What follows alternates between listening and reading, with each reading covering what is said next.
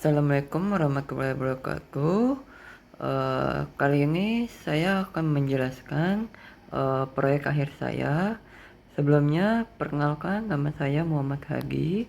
Kali ini saya akan menjelaskan sebuah sistem WebGIS dengan judul Batam GIS Analisis Spasial Sebaran ATM Gambang di wilayah Batam.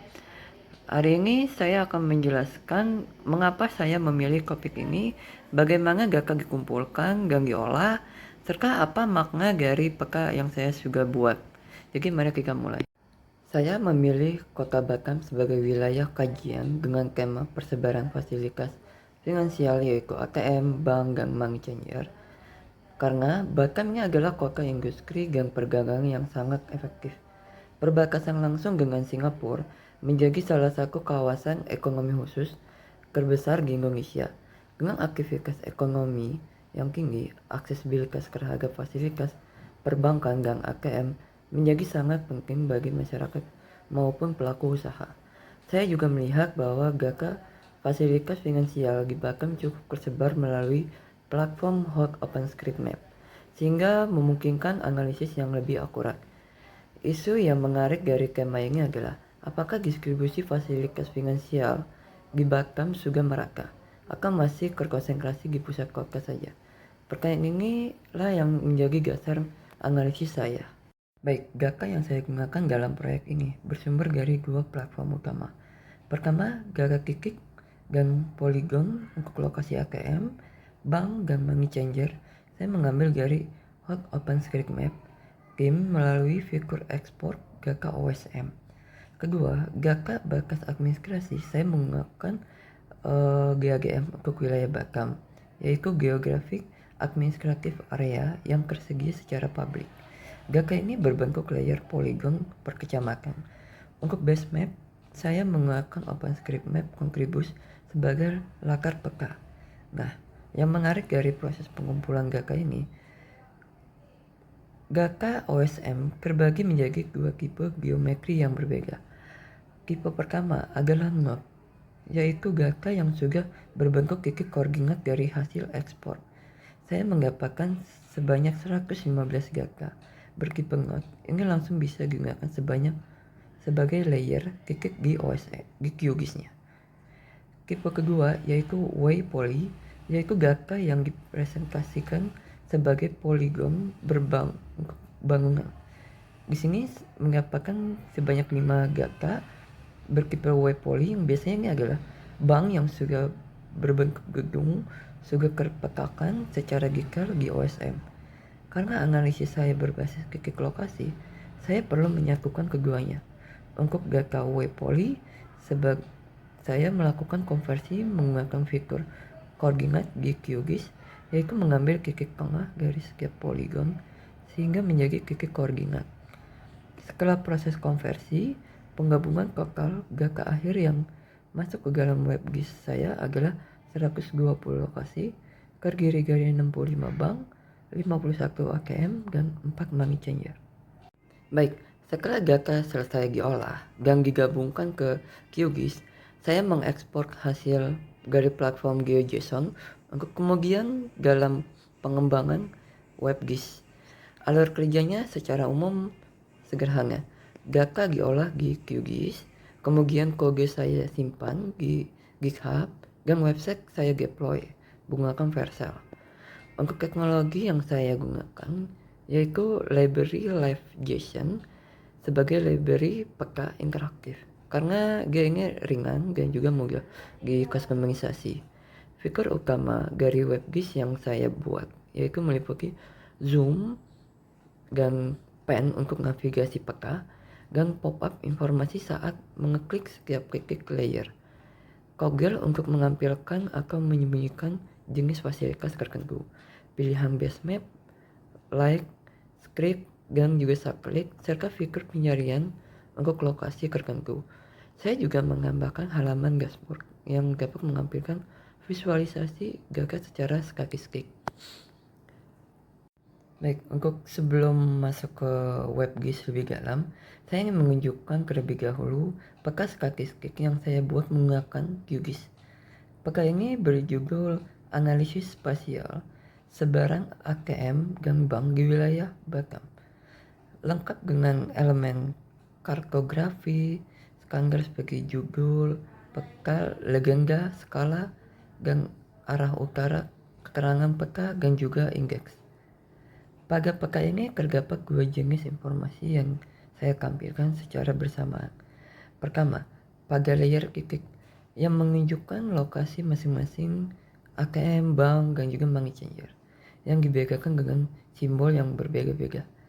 Lalu dua ada layer polygon.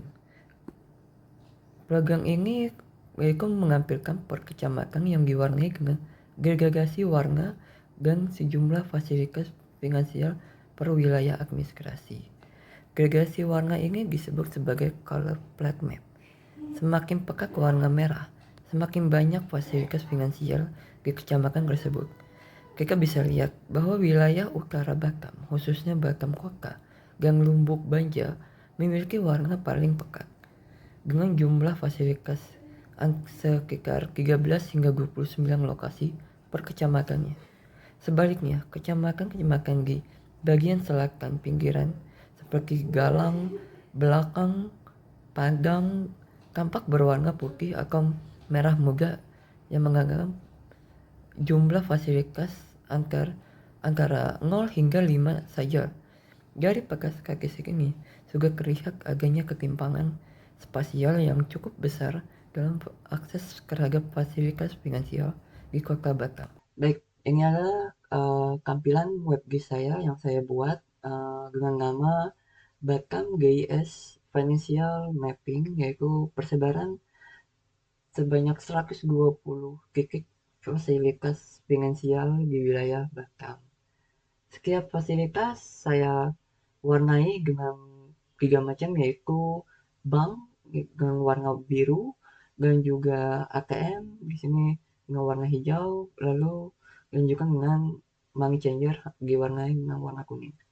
Pola yang saya lihat yaitu konsentrasi tinggi di wilayah Batam, khususnya di Batam Center dan Nagoya. Ini masuk akal karena kawasan tersebut adalah kawasan pusat bisnis dan juga pusat pemerintahan Kota Batam. Sementara wilayah selatan pinggiran seperti Tebing Besi, Durian Nangka, dan juga Pantai Gelap ini terlihat sangat minim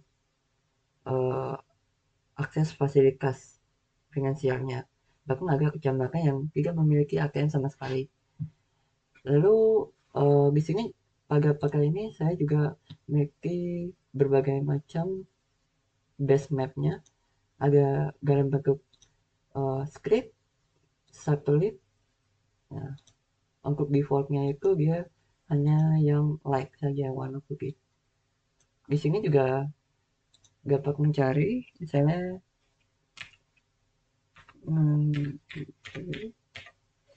nah, kita bisa klik langsung dituju dan menampilkan alamatnya itu dengan tipe ATM, lalu operator bank mandiri, dan juga titik koordinatnya. Lalu kita lanjut ke halaman dashboard. Di halaman dashboard ini bisa lihat top 10 institusi keuangan di wilayah Kota Batam, yaitu yang pertama ada Bank Mandiri paling banyak sekitar 25, dilanjutkan oleh Bank BCA, BNI, dan lain sebagainya. Di sini juga dapat dilihat untuk distribusi tipe finansialnya. Yang paling banyak di sini adalah bank, yaitu sebanyak 65, dilanjutkan dengan ATM. Di sini sebanyak 51 dan yang paling kecil itu di money changer, yaitu penukaran uang. Dan di sini pada data lokasinya pun di sini ya kita bisa mencari juga seperti ini. Di sini dilihat juga untuk tipe operator bisa dilihat, tapi di sini untuk jam operasional sayangnya belum dapat yang utuh gitu ya.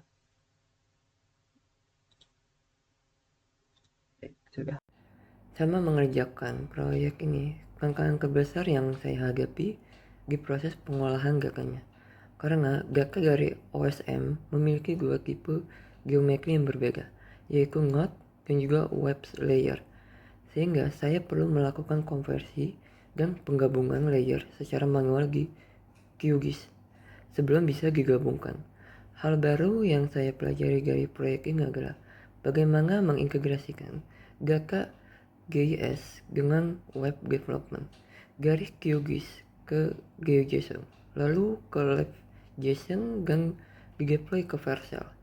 Ini menjadi pengalaman end-to-end yang sangat berharga karena kedepannya pada fitur yang ingin saya tambahkan pada webnya adalah analisis buffer atau jarak yang misalnya mengampilkan area dalam radius 500 meter dari setiap ATM sehingga analisis aksesibilitas bisa lebih mendalam. Baik, sebagai penutup, proyek Bakam GIS ini menunjukkan bahwa analisis spasial bisa memberikan gambaran nyata tentang ketimpangan akses fasilitas di suatu wilayah. Dari 120 titik yang dipetakan, yang berasal dari 115 data node dan juga 5 data waste poly yang telah saya konversi, terlihat jelas bahwa fasilitas finansial di kota Batam masih terkonsentrasi di pusat kota. Ini menjadi bahan pertimbangan bagi pemerintah maupun perbankan untuk memperluas jangkauan layanan ke wilayah pinggiran. Web GIS ini dapat diakses melalui link Vercel yang sudah saya cantumkan di peta statis dan juga GitHub yang sudah saya tampilkan pada sebelumnya. Terima kasih atas keterangan yang saya jelaskan. Semoga bisa bermanfaat.